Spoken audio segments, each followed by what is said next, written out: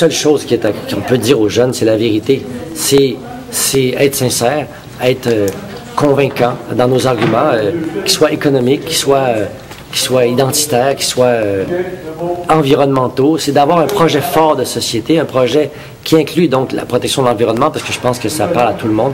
En fait, il ne faut pas inventer des raisons de parler d'indépendance, il faut juste les dire, les raisons qui sont évidentes à la face même. Il faut demander à Jean-Martin Hossan de l'expliquer. Il est meilleur que moi.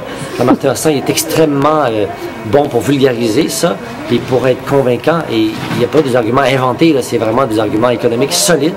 C'est plus rentable pour nous d'être indépendants.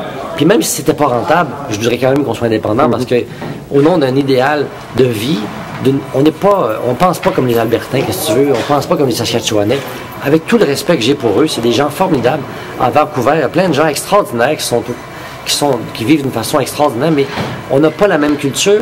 Puis là, on parle pas de plus jamais leur parler, là. On parle uniquement de respecter ce que nous, on a envie de faire comme projet de société, en collaboration avec eux toujours, puis en continuant le commerce, puis en continuant les rapports, en étant juste en contrôle de notre destinée, comme n'importe quel peuple au monde aspire à faire. C'est rien de sorcier, c'est rien de fou. Puis quand même, ça nous coûterait un peu plus cher que moins. C'est pas un argument, à mon avis. Mais en plus, l'argument économique, il est valable.